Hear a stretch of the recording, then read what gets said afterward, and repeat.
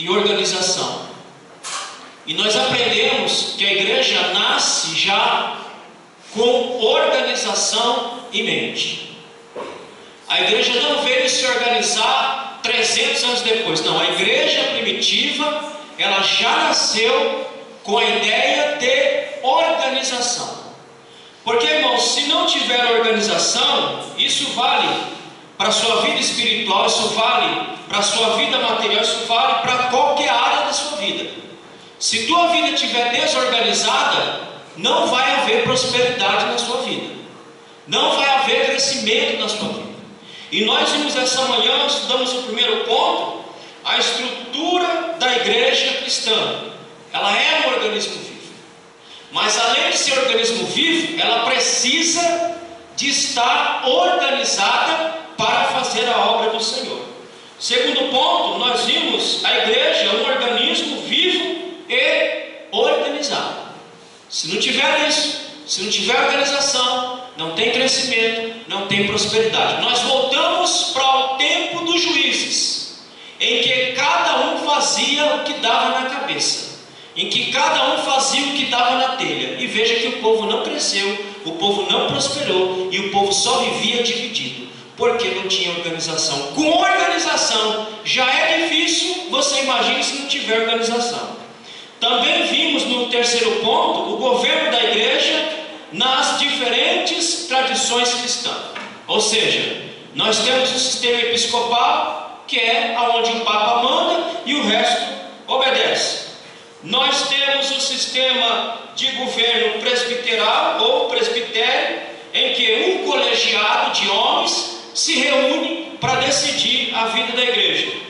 Temos também o sistema congregacional, aonde a igreja ela é que gere, ela é quem decide os negócios da própria igreja. Não é o pastor, mas é a igreja quem toma as suas decisões. Irmãos, venham para a escola dominical, porque você me ajuda, tirando angústia do meu coração quando eu converso com um crente ignorante. Crente não é crente menino, crente velho, você vai conversar, é uma ignorância, não é ignorância no sentido de ser bruto, ignorância no sentido de Bíblia, de palavra de Deus, que não sabe as coisas mínimas da fé cristã, fazem perguntas tolas, perguntas que nós como cristãos já rodados, já deveríamos saber, mas por falta de aprender, continuam ainda, como diz Paulo e Pedro, precisando de leitinho para poder dar para essas pessoas, porque se você der um caldo grosso, é capaz de morrer, cair duro no chão. Amém, meus irmãos? Amém. Irmão, não sei, não tem desculpa. Quando está frio, está frio. Quando está calor, está calor. Então não sei como é que Jesus vai ter que fazer para você vir aqui de manhã orar e aprender da palavra de Deus. Eu não sei como é que vai ser, não. Então, faça uma força e venha. O céu é tomado a moleza? O céu é tomado o quê? A força, irmão. Então o ato de você vir aqui de manhã, sair da cama, é força. É força. Se você não empregar força, você não vai sair do lugar. É que nem eu conversava com uma pessoa hoje, ela está em determinada situação, e disse, mas se você não empregar força para você mesmo sair desse lugar, você vai continuar aí. Você é a primeira pessoa a empregar força para sair da situação que você está, é você mesmo. Então, para você vir na igreja de manhã, no domingo pela manhã, você tem que empregar força. Você tem que dizer, eu vou levantar e pronto. E vou me arrumar e vou para a escola dominical, vou orar, vou buscar o Senhor e vou me inteirar da palavra de Deus para não ficar no limbo da ignorância. Amém, meus irmãos? Vou vir para a igreja de manhã orar, porque, irmão, quem não tem força para orar aqui, não tem força para orar em casa. Estou certo ou estou errado, como dizia o senhorzinho mal? Só faltou o relógio para balançar aqui agora. Quem não tem força para orar aqui na igreja, irmão, me desculpe, não tem força para orar em lugar nenhum. Nenhum. Pode falar o que você quiser, pode concordar, pode discordar à vontade. É fato. Se eu não consigo vir aqui, orar aqui, no conforto da minha casa, você acha que eu vou orar lá? Meu irmão, hoje nós estudamos e vimos a necessidade da igreja. Uma das necessidades da igreja é nos ensinar muitas coisas, das quais oração é uma delas. É aqui que você vai aprender a buscar o Senhor. Porque em casa, meu irmão, a caminha está lá, o cafezinho está lá, o pão está lá, está tudo lá confortavelmente para manter você na sua preguiça. Agora aqui não, meu irmão. Aqui você tem que vir, colocar a tua boca no pó e buscar o Senhor. Amém, meus irmãos? Nós vamos ver o que Jesus fez por nós hoje, o que Ele fez por nós, para nós estarmos nesse marasmo de vida. Não é a igreja que Ele sonhou e a igreja que Ele espera. Nós vamos ver a obediência passiva de Cristo. Verão, vem aqui, por favor. Me ajuda aqui. Nós vamos ver que na obediência passiva, em que Ele passivamente, Ele decidiu sofrer, a ira de Deus caiu sobre Cristo, irmão. Você não sabe o que é a ira de Deus, e graças a Deus você nunca vai saber. Quem sabe o que é a ira de Deus é o Filho de Deus, em que quando Ele decidiu obedecer livremente, Ele recebeu toda a ira de Deus sobre a vida dele lá no madeiro, para que hoje você pudesse ter o privilégio de estar aqui, meu santo, parrudo, bem, com uma casa debaixo da cabeça, com a roupa para vestir, com saúde para viver. Mas não foi fácil o que Ele fez, irmãos. E se Ele não emprega força, se Ele não emprega alto sacrifício, Ele não faria o que Ele fez por mim e por você, para nós fazermos o que nós fazemos hoje com Jesus. Eu estava conversando com alguém hoje, irmão. Eu vou falar, eu já disse a vocês, tudo que vocês acham que vocês fazem para mim, vocês não fazem para mim. Tudo que vocês fazem para Deus. Bem ou mal é para Deus. Se você decidir virar as costas para mim, irmão, você não está virando as costas para mim.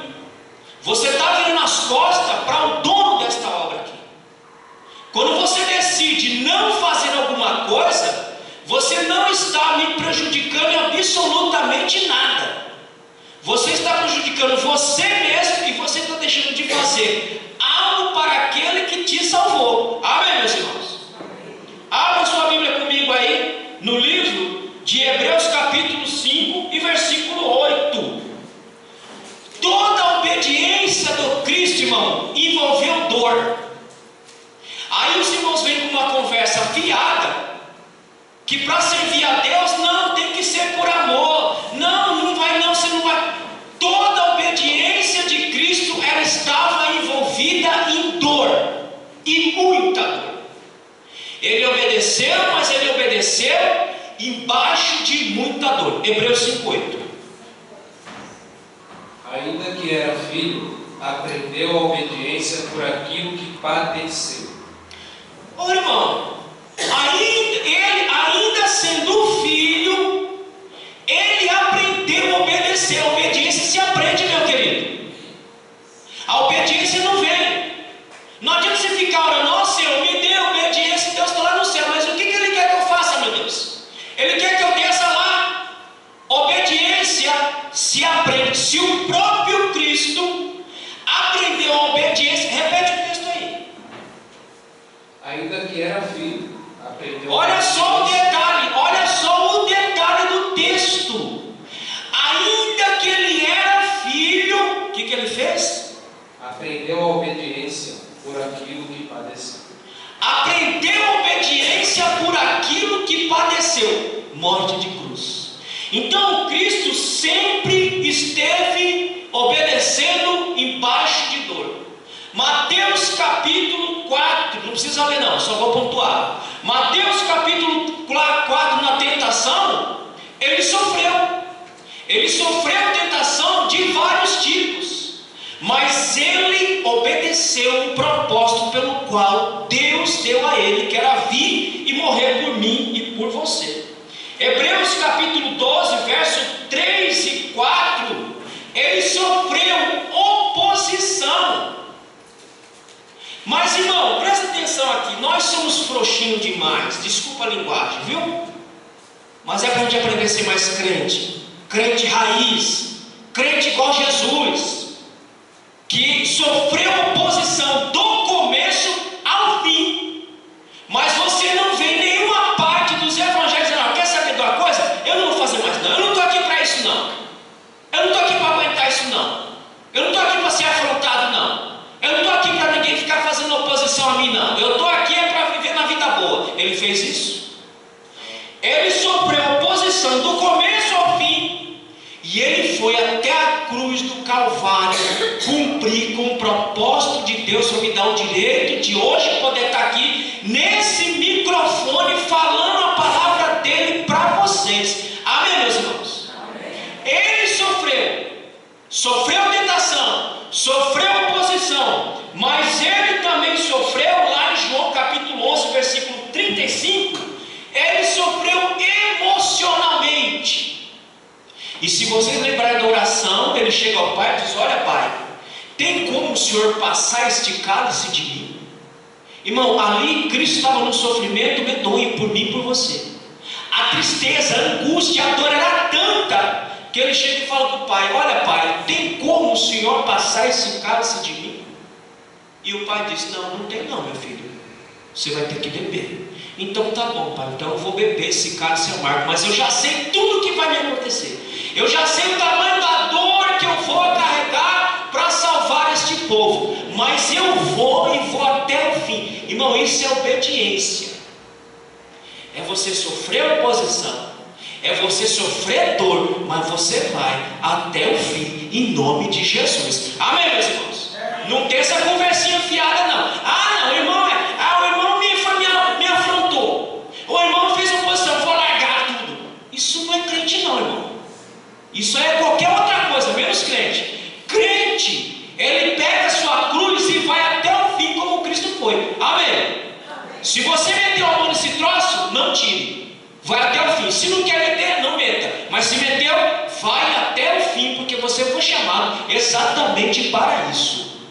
E eu já falei a vocês, eu vou pregar a vocês aqui, Mateus capítulo 10, que lá ele mostra o que é evangelho de verdade. Não é essa bagunça que nós estamos vendo não. No capítulo 10 de Mateus ele mostra o que é evangelho. E evangelho, meu irmão, é renúncia, é sofrimento, é peia para quem quer ser salvo. Amém? Agora quem não quer, fique lá sentado lá, fique lá não sei aonde. Mas se vem para cá, saiba que o negócio é difícil, não é fácil. Então, todo o ministério de Jesus, Isaías capítulo 53, verso 3. Abra. Todo o ministério de Jesus, em que ele decidiu obedecer para dar a vida por nós, todo ele foi forrado de dor, foi cercado de dor. Em cada passo, em cada momento, a obediência de Cristo o levou a sofrer dores. O que é que diz aí 53, 3? Era desprezado e o mais indigno entre os homens, homem de dores e experimentado nos trabalhos, como um de quem os homens escondiam o rosto. Era desprezado e não fizemos dele caso algum. Irmão, olha aí, homens de dores, desprezado, rejeitado, maltratado, mas ele sofreu essa dor, porque ele queria resgatar a minha alma e a sua alma do fogo do inferno, e ele assim o fez para a glória de Deus. Amém, meus irmãos? Mas foi envolvido em dor. Vamos ver quais são as dores que ele passou. Mateus capítulo 26 e versículo 38. Irmão, esse aqui é o tipo de mensagem que você tem que pensar a sua vida. É o tipo de mensagem que você tem que pensar qual é o tipo de fé que você tem. É o tipo de mensagem que você tem que pensar que tipo de servo é você, que tipo de cristão é você. Leia Mateus capítulo 26, verso 38. Olha a primeira dor que ele sofreu, a dor da cruz. Leia. Então ele disse: a minha alma está cheia de tristeza até a morte. Ficai aqui e velai comigo. Irmão, eles nem com Cristo conseguiram velar, nem com Cristo eles conseguiram orar. Ele diz que a alma dele está triste, angustiada, dolorida até a de morte de cruz. Irmão, você já parou para pensar que tipo de morte foi que Cristo teve lá na cruz do Calvário? Quem já parou para pensar? Quem já pesquisou o tamanho da dor que ele carregou? A dor física de ter as suas duas mãos cravadas na cruz do Calvário, de ter os seus pés fincados com um prego, de ter sobre a sua cabeça uma coroa de espinho, e esvaindo em sangue feito um porco. Irmão, a crucificação era a morte mais ruim, mais dolorosa e mais lenta que o cidadão poderia passar. Abra lá em João, capítulo 11, aliás, capítulo 19, versículo 31 e 33. A morte de cruz era a morte mais dolorosa, era a morte mais lenta que um ser humano podia passar. E para os irmãos terem uma ideia de conformidade que o Cristo estava lá, crucificado, junto com aqueles ladrões, o ato de respirar, meus irmãos, era a coisa mais difícil. Porque para respirar, eles tinham que forçar a caixa torácica, ou seja, tinham que forçar o pulmão, o pé para cima, pôr o pé para cima e forçar para poder puxar ar. Porque a tendência, como estava lá pregado, esvaindo em sangue, a tendência é o corpo ir desfalecendo e comprimindo os pulmões e dificultando a respiração. Então era uma morte dolorida, uma morte lenta, e quando, para acelerar a morte do infeliz, o que eles faziam? O soldado romano vinha e quebrava as duas pernas do indivíduo. Quando quebrava as duas pernas, ele soltava todo o peso do corpo e morria sufocado no seu próprio sangue. Esse era o tipo de morte na cruz. Leia aí, João capítulo 31, versículo 33 a 33. João 19, verso 31 a 33. Os judeus, pois, para que no sábado não ficassem os corpos na cruz, visto como era a preparação, pois era grande dia de sábado, rogaram a Pilatos que se lhes quebrassem as pernas e fossem tirados. Foram, pois, os soldados, e na verdade quebraram as pernas ao primeiro e ao outro que ele fora crucificado. Mas vindo a Jesus e vendo-o já morto, não lhe quebraram as pernas. Porque assim diz a Bíblia, que ninguém iria quebrar a perna do cordeiro. Mas a morte de Cristo, irmão, foi muito dolorida e demorada. Ao final, foi feita uma pesquisa, uma análise. O Cristo morreu de um ataque ou de uma parada cardíaca, porque ele teve um choque hemorrágico de muito sangue sair do corpo e, por conseguinte, uma parada cardíaca, e ele entrega a sua vida por cada um de nós. Essa é a primeira dor que ele passou por você, por mim. E aí nós ficamos com uma moleza, com uma leseira medonha para obedecer a Cristo na maior facilidade que nós temos hoje. Ninguém precisa ir para uma cruz e obedecer ao Cristo. Ninguém precisa estar chicoteado para obedecer ao Cristo. É só colocar força e dizer: eu quero obedecer a esse Cristo, porque a dor que ele passou, mas ele obedeceu debaixo de dor, e nós não. É nos dado o privilégio de obedecermos a Cristo, e ainda que fomos sofredor por conta dessa obediência, não dá para se comparar o tipo de dor que ele passou por mim e por você em todo o seu ministério. Amém, meus irmãos? Amém. Segunda dor, vamos ler, abra lá em Isaías capítulo 53, verso 5, verso 6 e verso 12. A segunda dor que o Cristo passa, irmãos, é maior do que a dor da cruz propriamente dita. A segunda dor que ele sofre aqui é bem maior, muito mais dolorida e muito mais pesada. Leia aí, Isaías 53, verso 6 e depois verso 12. Todos nós andávamos desgarrados, como ovelhas, cada um se desviava pelo seu caminho. Mas o Senhor fez cair sobre ele a iniquidade de nós todos. Presta atenção, o Cristo fez cair sobre ele todos os nossos pecados. O pecado de toda a 12. Por isso lhe darei a parte de muitos, e com os poderosos repartirá ele o despojo. Porquanto derramou a sua alma na morte, e foi contado com os transgressores, mas ele levou sobre si o pecado de muitos, e intercedeu pelos transgressores. Meu irmão, a dor da cruz já é uma dor excruciante. A dor de carregar o pecado de cada um de nós é muito mais pesada, muito mais dolorida, muito mais sofrida. Ele fez isso por mim e por você, mas ele fez isso passivamente. Ninguém lhe obrigou, ninguém lhe forçou. Ele decidiu passar por tudo isso para que hoje nós tivéssemos o privilégio de estarmos aqui. Gálatas capítulo 3, versículo 13. Então, querido, quando você pensar em parar de servir, em parar de obedecer a Deus, pensa na obediência de Cristo. Antes de você ficar com 9 horas para servir ao Senhor, pensa na dor que o Cristo passou por você. Pensa no sofrimento que Ele passou por você, para te dar o privilégio de você poder hoje ser chamado filho de Deus.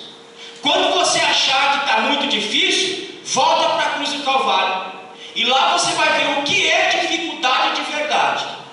Nós temos todas as condições de obedecermos o nosso Cristo no presente século.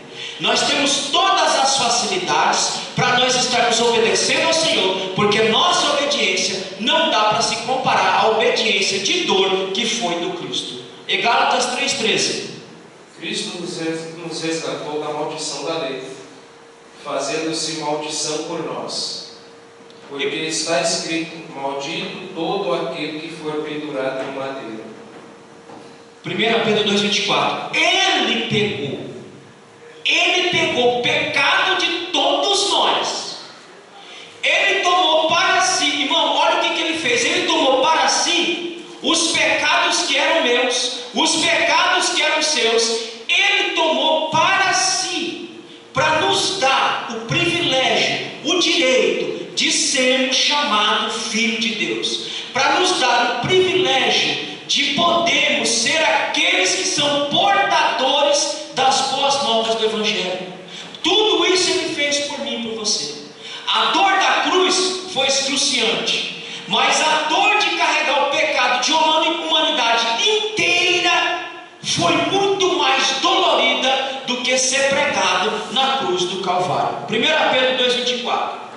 Levando Ele mesmo em seu corpo os nossos pecados sobre madeira, para que, mortos para os pecados, pudéssemos viver para a justiça, e pelas suas feridas fostes sarados. Ele se fez maldito por nós, Ele carregou os nossos pecados, Ele pegou as nossas enfermidades, para que nós fôssemos sarados. Tudo isso Ele fez pela sua obediência.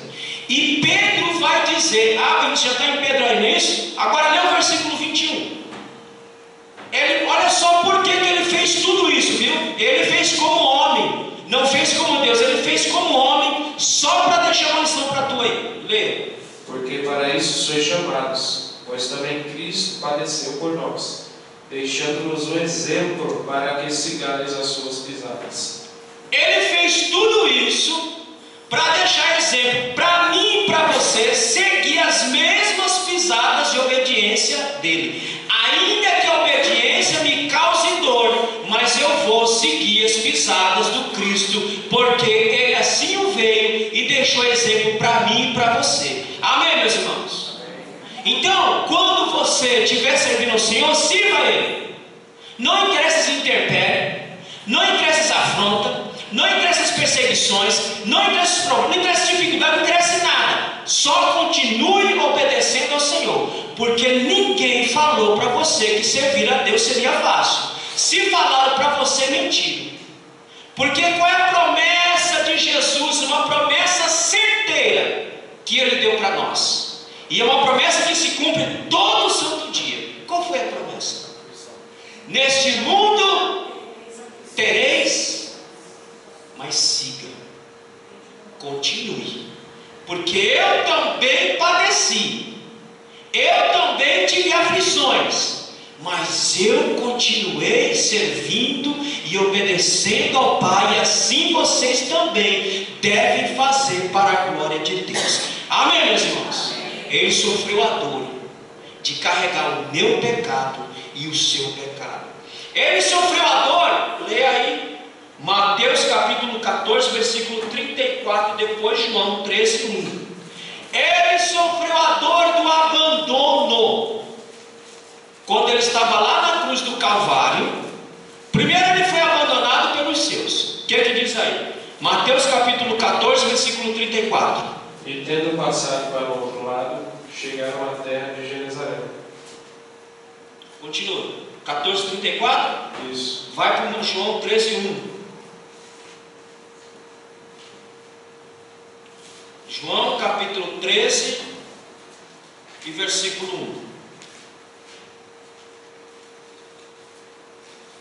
Ora, antes da festa da Páscoa, sabendo Jesus já era chegada a sua hora de passar deste mundo para o Pai, como havia amado os seus que estavam no mundo, amou-os até o fim. Nós acabamos de ler Mateus capítulo 26, em que o Cristo chama os seus discípulos para estarem com ele, para orar junto com ele. Os discípulos não conseguiram. Quando Cristo estava na cruz do Calvário, todos os discípulos simplesmente fugiram, desapareceram e abandonaram Cristo sozinho na cruz do Calvário. Mas o abandono mais terrível para o Cristo foi quando ele olha e diz: Pai, por que é que o Senhor me desamparaste? Por que é que o Senhor me abandonou? Deus meu, por que me desamparaste? Deus meu, por que o Senhor me abandonou nesta cruz? Você já parou a pensar nesse texto? Você já parou a pensar por que Deus simplesmente o abandonou naquele instante na cruz do Calvário? É muito simples.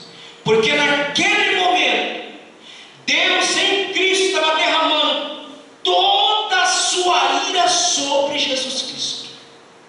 Toda a ira de Deus em relação ao meu pecado, em relação ao seu pecado, foi derramado sobre o Cristo. E naquele momento, não tinha como o Pai ter comunhão com o Filho, porque ele estava cumprindo com a sua palavra, que diz que aquele que pecar, este morrerá. Ele morreu no meu lugar, morreu no seu lugar, para que nós hoje tenhamos vida e vida com abundância, em nome de Jesus. Amém, meus irmãos? Ele foi totalmente abandonado pelo Pai, porque o Pai iria derramar toda a ira dele, que seria derramada sobre nós, ele derramou sobre o Filho, para perdoar o meu pecado e o seu pecado. Minha pergunta é: qual é o momento que ele te abandonou? Qual é o momento que você fez como Cristo aqui? Olhou para o céu e disse: Deus meu, por que o Senhor me desamparou? Qual foi o momento? Nunca. Porque Deus está com você em todo tempo, em todo processo, Ele continua com você. O Cristo, quando estava na cruz, quando a ira foi derramada, o Pai cortou a comunhão com o Filho e derramou a ira sobre o Filho, para nos dar o privilégio de estarmos aqui hoje. E Paulo diz que ele se tornou pobre para nos fazer rico para a glória de Deus. A dor do abandono que você nunca experimentou em relação ao seu Criador. Ele nunca te abandonou. Em todo tempo, em todo instante, Ele continua com você. Nós o abandonamos facilmente. Nós abandonamos a Deus por um preço de banana. Por um preço de nada nós abandonamos. Nós viramos as costas, damos de costa, de ombro e dizemos: fique aí, eu estou nem aí, eu vou viver minha vida. Eu tenho uma vida para cuidar. Mas Ele não. Ele continua conosco, na dor, na alegria, no sofrimento. Ele continua conosco. Ele não nos abandonou. Você não experimentou nenhuma dessas dores que eu estou falando aqui. Nós não experimentamos, e nós não temos condição de experimentar nenhuma dessas dores aqui que Ele passou por mim e por você. A dor do abandono, essa nos mataria. Se Deus nos abandonasse a nós mesmos,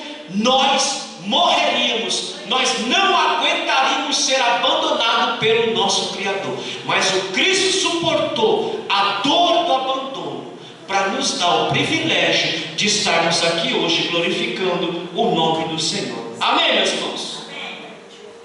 Ele nos abandonou. E quando Cristo cita isso daqui, ele está citando o Salmo 22. Se você ler o Salmo 22, no Salmo 22 é traçado todo o processo de sofrimento do Cristo na cruz do Calvário, inclusive este abandono do Pai em relação ao Filho. Mas diz a Bíblia que quando ele entregou o Espírito e foi recebido aos céus, a comunhão foi restabelecida entre o Pai e o Filho, para que eu e você pudéssemos ter comunhão com o Filho, com o Pai e com o Espírito Santo, para a glória de Deus. Amém, meus irmãos? Quarto, a dor de suportar a ira de Deus. Abre Romanos capítulo 3, versículo 25 e 26. Irmão, Cristo suportou a ira divina, e Cristo suportou toda a ira, todo o ódio de Deus em relação ao meu pecado, em relação ao seu pecado. Lá na cruz do Calvário, Cristo derramou a sua ira completamente sobre Cristo, porque nós não temos condição, nós não suportamos a ira de Deus sobre nós, ela nos mataria. O que diz Romanos capítulo 3, versículo 25 e 26? Ao qual Deus propôs para a propiciação pela fé no seu sangue, para demonstrar a sua justiça pela remissão dos pecados, dantes cometidos sob a paciência de Deus. 26. Para a demonstração da sua justiça neste tempo presente, para que ele seja justo e justificador daquele que tem fé em Jesus. 1 João capítulo 2, versículo 2. Na cruz, Deus estava cumprindo com a sua justiça. Foi dada uma sentença: o dia que pecar, você vai morrer. O dia que você comer deste fruto, certamente morrerá. E a penalidade pelo nosso pecado tinha que ser paga a Deus.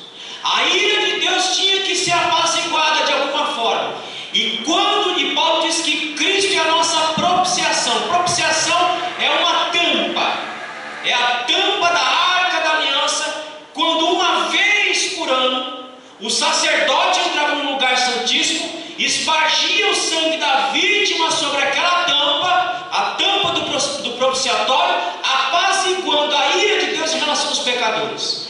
Cristo é a nossa propiciação, porque Ele apaziguou a ira de Deus em relação a cada um de nós. Portanto que hoje nós temos comunhão com Deus em Cristo Jesus. 1 João capítulo 2, versículo 2. E Ele é a propiciação pelos nossos pecados, e não somente pelos nossos, mas também pelos de todo mundo.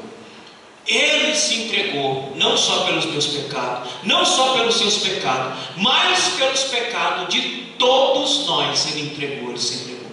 E Ele morreu por isso. Ele deu a vida por isso. E hoje Ele espera que nós façamos o mínimo para Ele, que é servi-lo, e servi-lo da melhor maneira possível. 1 João 4,10, leia, no mesmo capítulo aí, mesmo texto, no capítulo 4, versículo 10. Nisto está o amor, não em que nós tenhamos amado Deus, mas em que Ele nos amou a nós e enviou seu Filho para a propiciação pelos nossos pecados. Nenhum de nós amamos a Deus. Eu amo. Não, você não ama. Você passou a amar quando o Espírito de Deus entrou na tua vida. Porque todos nós, quando estávamos lá fora, nós odiávamos e éramos inimigos de Deus. Não é o que Paulo diz? Abra lá em Efésios capítulo 2, versículo 2.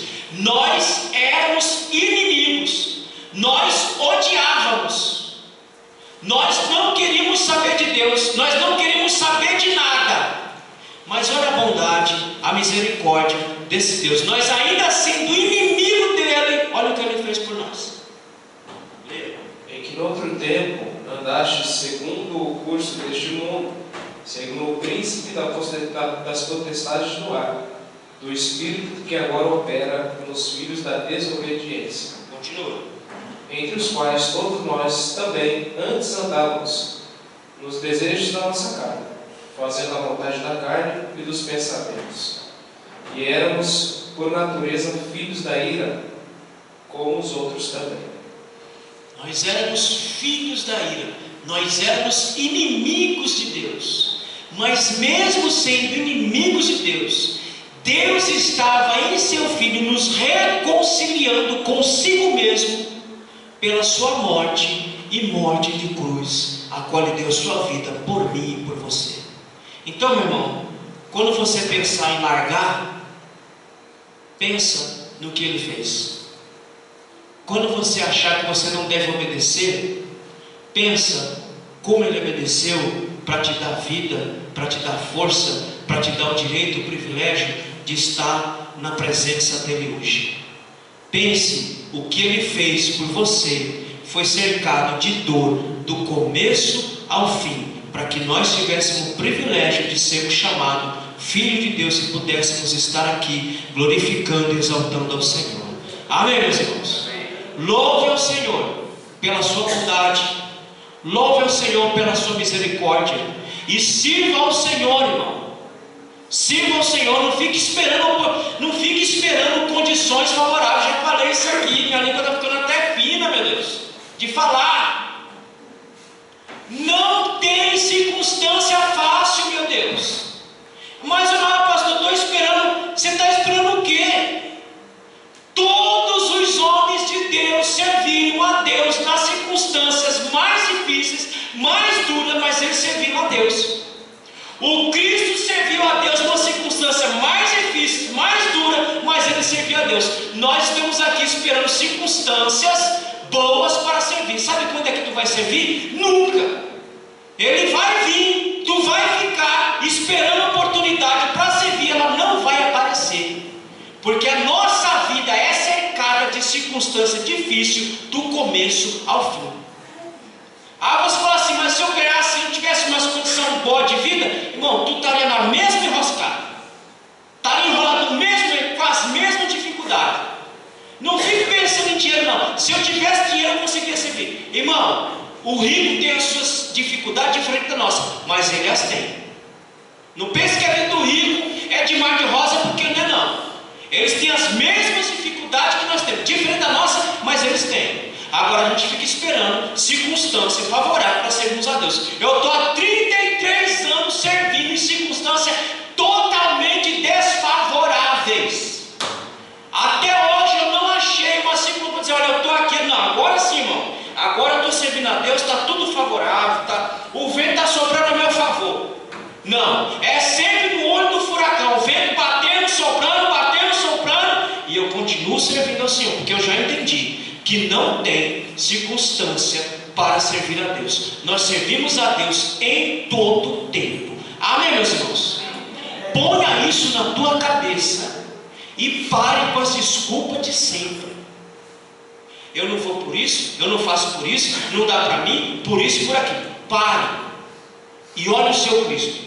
Ele serviu na circunstância mais difícil, mais desfavorável, mas ele serviu para deixar exemplo para mim e para você. Amém, meus irmãos? Então pare com essa história. Eu estou esperando minha vida me ajeitar aqui, ajeitar ali. Irmão, tu nunca vai servir a Deus. Tu nunca vai fazer o que Ele te chamou para fazer. Eu costumo dizer que tem crente que a chamada morre na chamada. Tem crente que a chamada dele morre na chamada. Por quê? Primeiro, porque não se prepara. Segundo, porque fica esperando situação favorável. Nunca vai ter. Sempre vai ter situação desfavorável na sua vida, sempre. Mas a Bíblia diz que eu tenho que servir ao Senhor em todo tempo. Amém, meus irmãos? Que Deus abençoe os irmãos. Terça-feira, irmãos, nós temos oração aqui das 21, das 20